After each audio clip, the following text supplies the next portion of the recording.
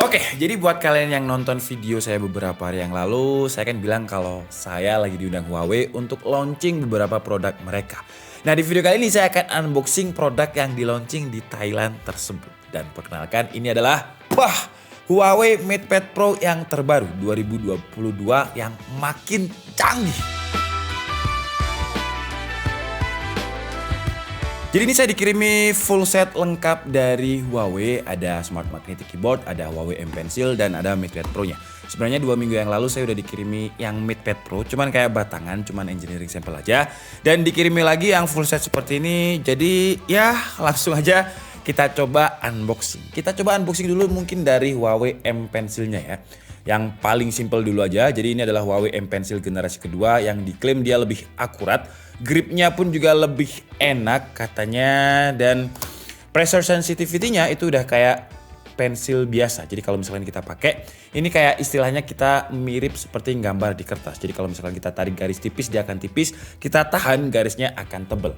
Dan kalau dari desain sih masih mirip dengan Huawei M Pencil ya. Kalau kemarin pas saya di Thailand, yang berbeda adalah Smart Magnetic Keyboard-nya. Jadi kita buka dulu untuk Smart Magnetic Keyboard-nya ini, karena dia bisa beberapa mode sekarang. Terus untuk keyboard-nya ini katanya juga udah memiliki travel distance 1,5 mm. Laptop itu biasanya 1,4 mm. Ini lebih dalam lagi ya, 1,5 mm. Jadi seharusnya feel-nya sih udah mirip-mirip kayak tombolnya laptop. Karena biasanya kalau kita ngebahas keyboard eksternal ya, keyboard eksternal itu feel tactile-nya itu kayak gimana gitu, terlalu tipis travel distance-nya dan kurang nyaman. Tapi kalau ini coba kita cek. Wih, ini udah feel tactile-nya udah enak sih ya. Kalau misalkan kalian pengen dengarkan. Tuh. Jadi walaupun dia setipis ini, tapi travel distance-nya cukup dalam. Terus juga feel-nya, tactile-nya, empuknya itu udah mirip-mirip kayak laptop. Dan ini karena saya dipinjemi, jadi ada tulisannya not for sale seperti ini. Udahlah, biarin lah ya. Biar gak dijual sama tim DKID ya. Terus di sini kita juga dapat kayak garasi Huawei M Pencil-nya. Jadi kalau misalkan ini posisinya seperti ini, terus kita taruh di sini, nah ada magnetnya. Jadi si pensilnya ini sekarang bisa tersimpan dengan rapi dengan magnet seperti ini. Dan lebih praktis, karena jujur saya pribadi itu orangnya gampang hilang. Buat yang lihat video saya kemarin juga dompet saya itu ketinggalan di Singapura. Jadi terima kasih buat YouTuber cupu Bang Effendi yang udah ngirim dompet saya pakai DHL ya. Entahlah, saya itu orangnya pelupa banget. Nah, kalau kalian tanya di mana hidden antenanya, ada di area sini ya. Yang katanya bisa meningkatkan WiFi sekitar 20%. Nanti kita cobalah speednya kalau misalkan pakai Smart Magnetic Keyboard berapa dan tanpa menggunakan berapa. Dan kalau kita perhatikan di sini caps lock-nya udah nyala-nyala ya. Berarti dia ini udah ada baterai di bagian dalamnya. Dan kalau misalkan kita mau pasang mode laptop, ini kan ada magnet di sini. Terus di sini juga ada magnet, tinggal tempelkan aja, set, terus kita majukan seperti ini. Dan ya, selesai mode laptop.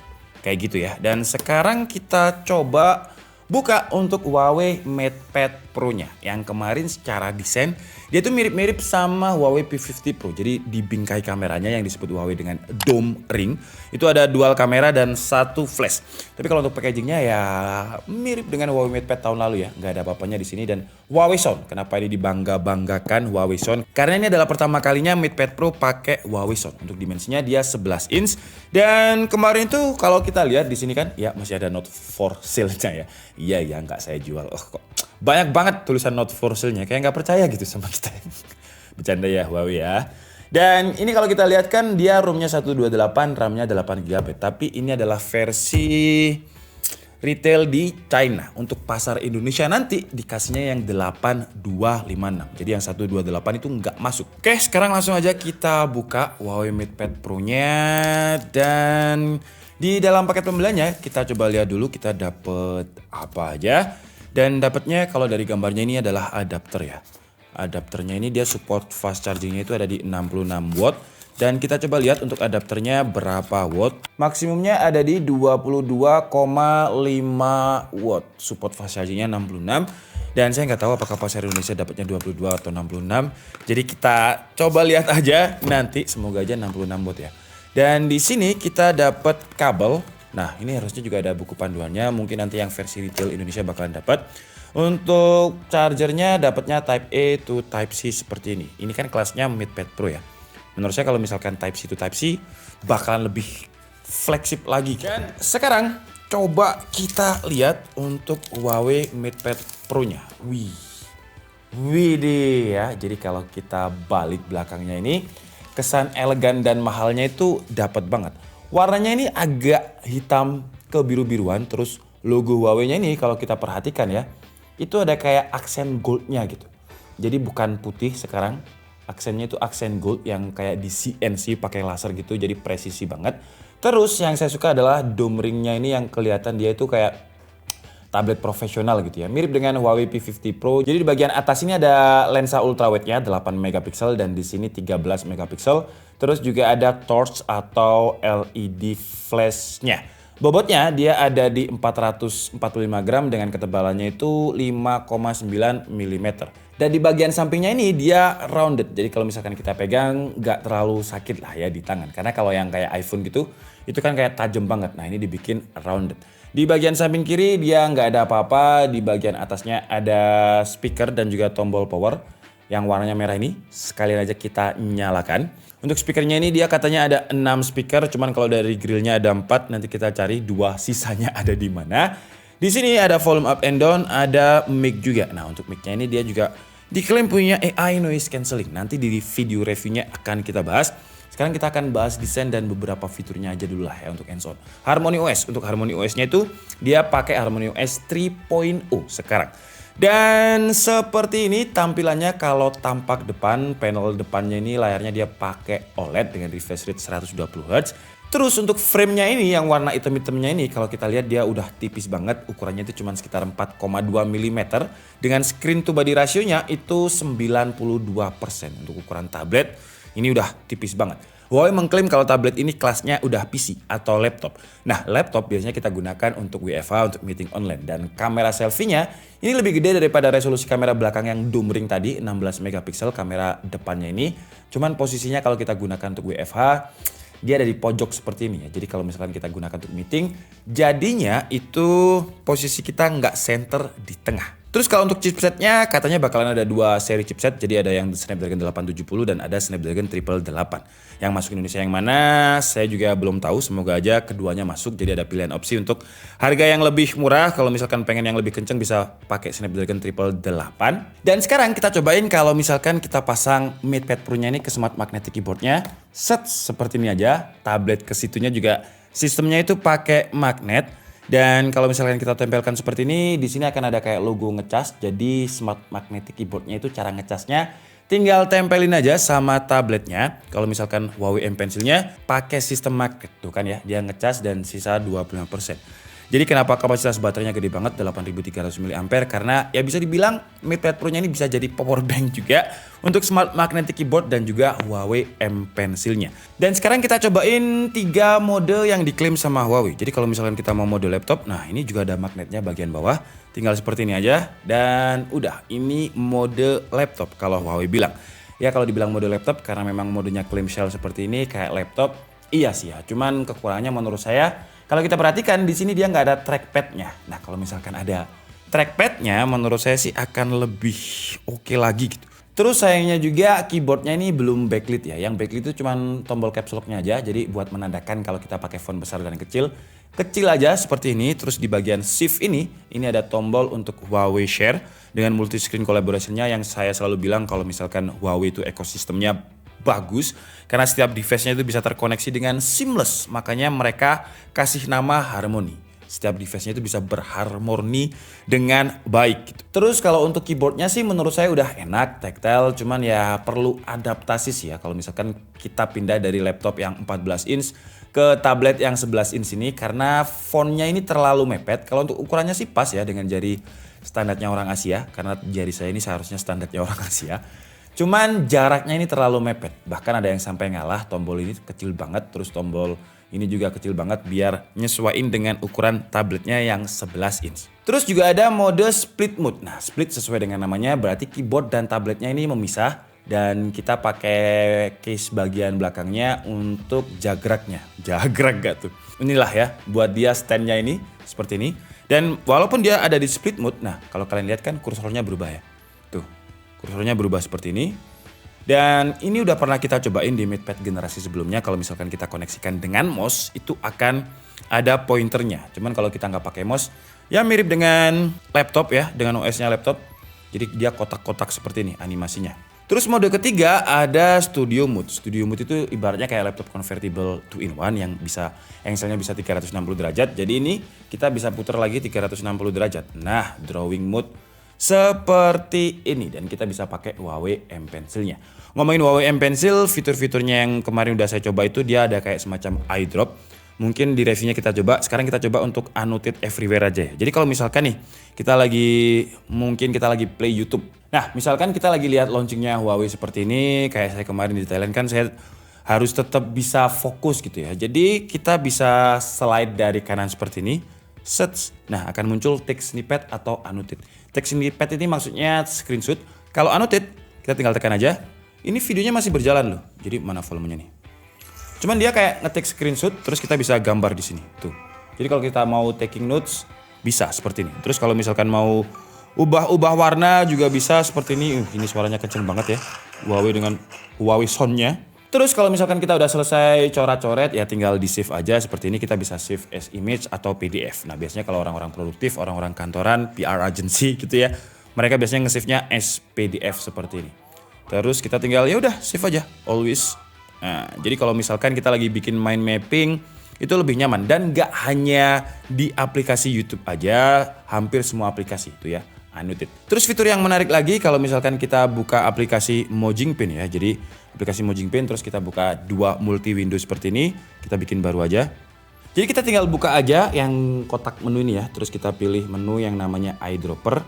Nah, di sini kita bisa pilih color palette-nya. Misalkan warnanya merah. Terus kita hand drawn seperti ini. Jadi warnanya merah dan kalau kalian lihat ini mirip loh ya warna merah yang saya pilih dengan yang di sini. Lagi contoh kalau misalkan saya pilih warna biru ini deh. Kita pilih eyedrop dulu. Ini sampai muncul kayak kotak-kotaknya ini terus kita pilih biru. Birunya biru yang ini deh. Terus kita pilih hand drawing-nya lagi. Search tuh ya. Jadi kayak semacam malah di Photoshop kita pilih eyedrop. Terus warnanya bisa kita pilih dengan sesuai yang kita inginkan. Nah ini membantu banget buat yang suka drawing. Dan buat yang tanya apakah pressure sensitivity-nya ini enak. Dia udah ada kayak semacam palm rest rejectornya. Jadi walaupun kita slide-slide seperti ini, tuh nggak muncul. Cuman kalau kita pakai pensilnya, tuh dia muncul. Dan kalau misalkan kita tarik garis tipis, dia akan tipis. Dan kalau misalkan kita tarik garis yang tebal, kita tahan, dia akan tebal seperti ini. Tuh. Jadi untuk pressure sensitivity-nya udah oke. Cuman karena saya nggak bisa gambar, ya jadinya coret-coret seperti ini aja. Dan sebenarnya masih banyak lagi fitur-fitur dari Huawei MatePad ini. Cuman kalau saya spill di sini semua nanti nggak ada video reviewnya ya. Ini niatnya tadi cuma unboxing aja, tapi karena saya excited untuk membahas fitur-fitur terbarunya, jadi ya saya kasih spoiler dikit lah. Sekarang kita coba untuk performanya. Kita coba Antutunya dulu. Ini versi yang pakai Snapdragon 870 dan untuk skornya dia ada di sekitar 705.000 untuk sebuah tablet. Menurut saya masih oke dan yang saya suka adalah sistem coolingnya. Yang Huawei klaim untuk sistem coolingnya ini dia pakai liquid cooling dengan graphene heat dissipation 3D. Kalau misalkan kita tes di Slingshot itu udah max out, udah yang paling kenceng. Tapi saya pengen tahu untuk stability testnya dan hasilnya kalau kalian lihat di sini ya untuk hasilnya dia ada di 99,9%. Jadi kita lihat grafiknya ini aja ya, dia lurus banget. Jadi sistem coolingnya gila sih ya Huawei. Laptopnya dingin, tabletnya dingin. Terus kalau di white light stress testnya dia juga 99 ke atas, masih 99,4%. Intinya dia di loop 20 kali, ini kan ada loopnya nih 20 kali. Dia untuk lowest loop skornya, skor terendahnya itu hanya 4211. Jadi intinya dia nggak pernah throttle. Terus juga kita tes di CPU throttle untuk ngetes CPU-nya dan kalau kalian lihat gila nggak sih ini ya? Gila nggak sih ini? Ini tuh performanya di atas 90% terus ya selama 30 menit. Gak pernah throttle. Terus kalau untuk waktu pengecasannya kemarin sempat saya coba pakai chargernya Huawei MateBook X Pro itu dia ada di 90 watt, dia super fast chargingnya 66 watt. Ketika kita cas dari 49% itu jam 09.47. Fullnya atau 100%-nya karena 100% itu belum full ya. 100%-nya itu ada di jam berapa nih? 10.54. Jadi ya 1 jam lebih dikit untuk ngisi dari 59 ke 100%. Memang gak kenceng tapi ya wajar untuk sebuah tablet ya, karena kapasitas baterainya aja gede banget, 8.300 mAh. Jadi hampir 2 kali lipatnya smartphone yang biasanya 4.500 atau 5.000 mAh. Dan Huawei ini memiliki layar yang menurut saya gila banget, karena dia udah Delta E checkernya itu kurang dari 1, layarnya pakai OLED, intinya layarnya bagus lah. Cuman biasanya di Huawei yang dulu Netflix-nya itu masih security wideband-nya itu L3. Jadi kayak percuma gitu kalau layarnya bagus tapi kontennya nggak support. Sekarang kita coba di MatePad Pro ini apakah dia udah bisa wideband L1. Dan sayangnya dia masih di security wideband L3 ya. Semoga aja nanti di versi retailnya resmi bisa L1 atau ada software update jadi L1 ya. Karena ya maksimum playback resolusinya masih ada di SD, belum jadi full XD. Tapi coba kita lihat untuk kalau misalkan kita gunakan untuk entertainment. Dan ya film ini aja deh, pokoknya yang ada di home ini ya. Kita coba putar apakah kualitasnya masih oke. Sets. Wah, masih enak untuk ditonton sih ya. Dan suaranya ini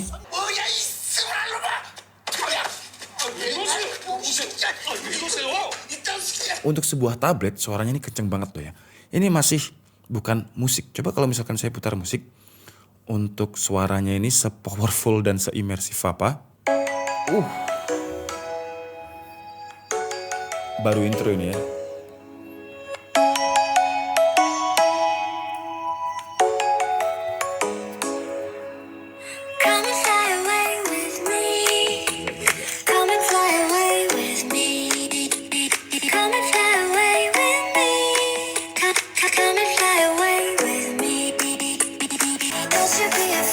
Udah mulai ngemas suaranya, frekuensinya dapat.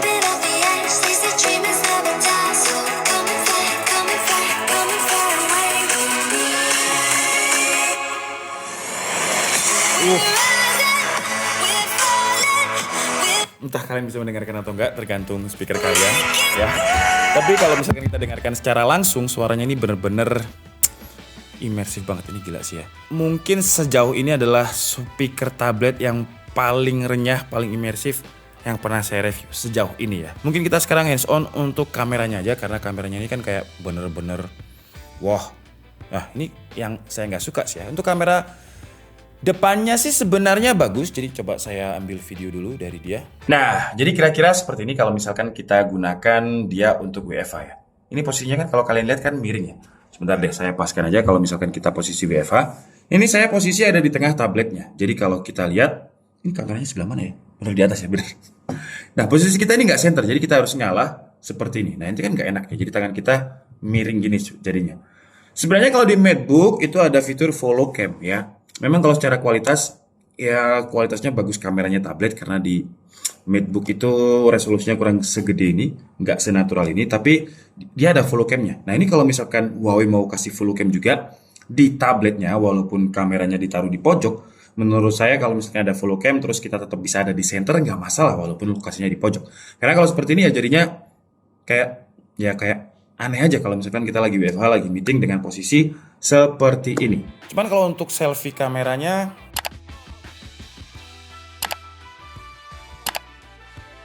oke sih ya. Sekarang kita coba untuk kamera belakangnya, tolong. Kita coba kamera belakang dan objeknya tetap saya. Coba wide dan ultra wide ya. Oke, jadi ini adalah ultra wide-nya. Wah, kelihatan banget studio kita benar-benar berantakan ya. Dan ini adalah wide-nya.